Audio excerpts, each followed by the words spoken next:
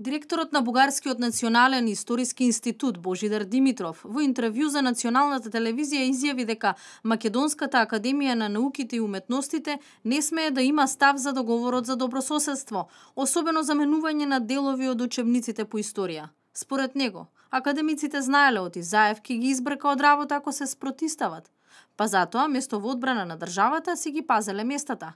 Димитров изјави дека во Ману седат луѓе кои кога ќе им дадеш пари ќе се пишат бугари, па затоа не коментираат. Разговора преди мен аз да се включа, разбрах, че Македонската академия на науките е отказала да се обяви против подписването на тези точки от договор. Слушай, това са хора, които искат да живеят, да получават заплати. Знае, че Зоран Заев ще ги разгони всичките, ако на практика тръгнат срещу него. Затова казват да, спират кражбите на българска история и се отказват от досега откраднатото. И второ, поправят учебниците по история без тези кражби. Ако това го направят, македонските деца каква история ще учат? Цялата им история от кражби е такива. Партијата ВМРО-ДПМН денеска ги осуди ставовите на Божидар Димитров и ги повика академиците да реагираат и да покажат дека не се привезок на Заев. Молкот на Ману и по однос на договорот со Бугарија отвара простор за нови напади, порача Зоран Илиовски. Останува помалку од еден месец до потпишувањето на договорот со Бугарија, кој Заев во Софија го најави со бугарскиот премиер Бојко Борисов.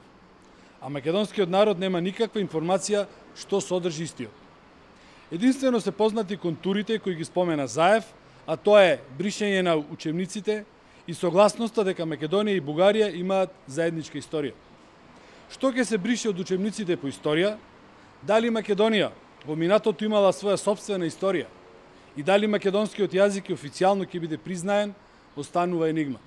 А подпишувањето на договорот, кој според најавите требаше да се случи на 2 август, најверојатно ќе се одложи, кажа министерот Никола Димитров на Комисијата за надворешна политика, на која пратениците на опозицијата инсистира на деталите од договореното пред да биде парафиран. Премиерот Заев е политички лидер и тој дава политички пораки. Пораката беше сакаме ова да го подпишеме, инаку не знам дали точно ќе биде на 2 август, бидејќи имаме една ситуација, подпредседателот на Соединетите Американски држави доаѓа во Црна Гора, ние ќе бидеме кодомаќини, бидејќи сме председавачи со Јадранската повелба во овој период, и на 2 август ќе бидеме кодомаќини на подпредседателот Пенс во Црна Гора, ќе видиме кога точно и како тоа ќе го организираме.